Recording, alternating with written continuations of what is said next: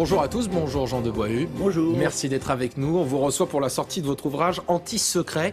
Vous en racontez remercie. les 5 années du quinquennat de Nicolas Sarkozy. Mais côté François Fillon, c'est passionnant si on aime la politique. On apprend plein de choses. Vous décrivez en quelque sorte finalement l'enfer de Matignon pour François Fillon. Mais François Fillon, il le connaissait Nicolas Sarkozy. Il ne s'attendait pas à cela?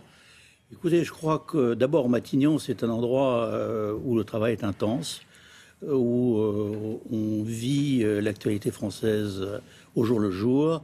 Et Fillon a été d'abord un très grand Premier ministre parce qu'il a mené finalement ses affaires de tous les jours, qui ne sont pas seulement des affaires spectaculaires. Mais il connaissait le caractère Nicolas Sarkozy. Alors non seulement il connaissait le caractère de Nicolas Sarkozy, mais il a fait le programme de Nicolas Sarkozy avec le président de la République. Et Fillon a toujours sincèrement cru, et il a cru jusqu'au bout d'ailleurs, au fond, et on lui reproche de ne pas être parti, mais c'est une mauvaise querelle. Il a cru à la possibilité du tandem jusqu'au bout. Et je raconte cette aventure humaine, parce que c'est une aventure humaine. Je tiens à dire beaucoup que c'est pas seulement un livre politique, on a vécu ça. Et François Fillon a été, je peux le dire, un peu surpris de cette difficulté de vivre ensemble. Elle tient à quoi cette difficulté de vivre ensemble? Vous dites, avec l'Élysée, c'était colis piégé et sac de nœuds. Ça se traduit comment concrètement? Écoutez, quand vous êtes à Matignon? Un exemple. Écoutez, je cite simplement le G7 qu'avait organisé Nicolas Sarkozy, c'est-à-dire une réunion de ministres où se discutaient des décisions ou des stratégies importantes dont le Premier ministre était exclu. Enfin, il est inimaginable dans notre République qu'il y ait une espèce de conseil parallèle. Ça a été perçu comment, ça, par François Fillon? J'ai tendance à vous répondre douloureusement, mais François Fillon est un homme de responsabilité et de courage. D'abord, Fillon a une particularité, il sait se tenir. Il sait se tenir.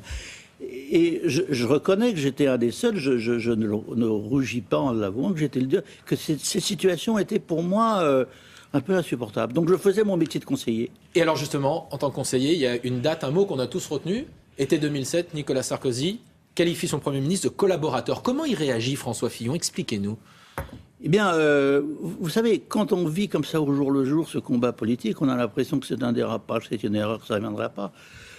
Pardon, je ne suis pas un prophète, mais j'ai très mal vécu ce mot. Et lui, comment il l'a vécu, François Fillon? Mais il l'a vécu très douloureusement, je crois, parce qu'il ne s'attendait pas, si vous voulez, à cette mise au pas. On a l'impression que Nicolas Sarkozy avait l'air de dire je ne partage pas, je ne veux pas partager. Tiens, Fillon, tu te mets là et tu bouges pas. Je crois très sincèrement que ce mot, il est venu naturellement. Mais Nicolas Sarkozy est un homme spontané, un homme rapide. Je crois que c'est sorti comme ça. Et c'est pour ça que j'ai dit anti-secret. Il faut lire la politique non pas par des secrets que l'on cherche et dévoile, mais parce que ça part tout seul. Et c'est ça le côté humain de la politique. Et Nicolas Sarkozy ne partage pas. Dans le côté humain de la politique, comment vous décririez le rapport, le regard qu'a François Fillon à l'égard de Nicolas Sarkozy? Est-ce que c'est de la crainte, de l'admiration, du mépris? Comment il le voit? Je crois qu'il a du mépris, sûrement pas. Une certaine admiration, sûrement. Mais il n'a pas compris que ce personnage ne voulait pas partager, qu'il ne voulait pas se battre avec lui, qu'il l'avait recruté. Et finalement, Fillon, moi j'ai essayé de lui expliquer, il a compris qu'il fallait qu'il mène sa vie, mais il l'a compris très tard. C'est maintenant dans ce combat des primaires, et au fond, ce livre sert aux primaires. Maintenant, chacun est reparti à une autre place. Et Fillon a fait un travail à Matignon qui a été contrarié. Je dis contrarié. Est-ce que François Fillon regrette de ne pas être parti, comme Jacques Chirac avec Valéry Giscard d'Estaing? Pourquoi il n'est pas parti? Bon, d'abord, les regrets en politique, ça n'existe pas. Mais pourquoi est-ce qu'il n'a pas... Je vais vous dire pourquoi. Je suis toujours très étonné qu'on me pose cette question. Parce que Fillon est un homme loyal, premièrement. Deuxièmement, c'est un homme qui a cru jusqu'au bout à la possibilité du tandem. Mais troisièmement, il déteste les coups d'État. Il déteste faire des ruptures. Jacques Chirac a quitté Giscard comme ça. Il en avait le tempérament. Fillon a toujours cru que la République, c'est un système qui devait marcher régulièrement, posément, et il n'était pas du tout là en train de faire des saltos mortales, et comme disent les Italiens. En tout cas, vous êtes très clair, parce que vous dites « J'étais venu avec une idée précise à Matignon, débarrasser Fillon de Sarkozy. Ça veut dire quoi concrètement? Parce que j'ai toujours pensé que Fillon, c'est mon parti pris, je suis désolé de le dire, j'ai toujours pensé que Fillon avait quelque chose en lui qui était profondément utile à la France, et son côté raisonnable et son côté français. Voilà. Est-ce que ça veut dire que vous avez envisagé, est-ce qu'à Matignon, on a travaillé à une candidature de François Fillon pour 2012? Est-ce qu'on a essayé un moment? Je vais vous dire un anti-secret, non. Et tout le parcours de mon livre, c'est de dire on a bien eu tort, et j'ai été un trublion, mais la loyauté de Fillon, c'est quand même pour lui une image de marque. François Fillon n'a jamais envisagé une seconde d'être candidat à la place de Nicolas Sarkozy. Vous avez jamais eu une discussion? Écoutez, je vous disais, c'est le côté humain de la politique, je ne dis pas que...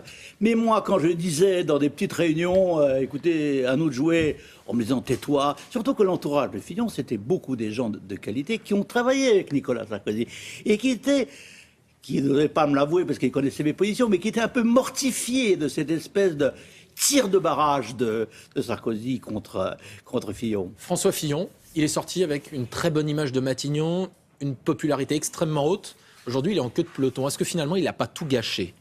Écoutez, je n'ai pas de réponse à cette question. Je resterai fidèle à Fillon jusqu'au bout. Je pense qu'il peut tout à fait gagner. La bataille, une autre bataille commence. À chaque jour suffit sa peine. J'ai fait la chronique des premières années pour Fillon, qui étaient des années de formation, car on ne devient pas président de la République sans souffrir, sans souffrir. Fillon a souffert à sa manière, à son moment. Maintenant, à lui de jouer. J'ai dit François. C'est quoi les faiblesses de François Fillon qu'il doit faire attention? Vous dites qu'il n'a pas de réseau, il n'a pas de... Oui, mais ça, c'est nos traditions à nous, si vous voulez. Moi, j'étais très proche de Philippe Seguin, j'étais très proche... On est très mauvais comploteurs. On est très mauvais comploteurs. Fillon est un homme bien élevé. Regardez, j'ai écrit un livre sur lui, personne n'a écrit un livre sur lui. Trop bien élevé? Oui, d'une certaine manière, oui. Oui, il est trop bien élevé, c'est pas un voyou. Il faut savoir être voyou dans la politique de temps en temps. Il faut avoir un verbe. Et Fillon est un homme bien élevé. Alors, son défaut, c'est ça, c'est d'être lui-même, de savoir se tenir, d'avoir des respects beaucoup trop haut. Alors, c'est peut-être ça, à vrai dire, ce qui l'empêchera peut-être d'être président de la République un jour. Merci beaucoup, Jean de Boileau. En tout cas, on vous réinvitera pour savoir si votre pronostic, il est vérifié. En tout cas, on peut lire ce livre, Anti-secret, Jean de Boileau, Fillon Sarkozy, ce qui n'a jamais été dit. C'est à vous. Merci.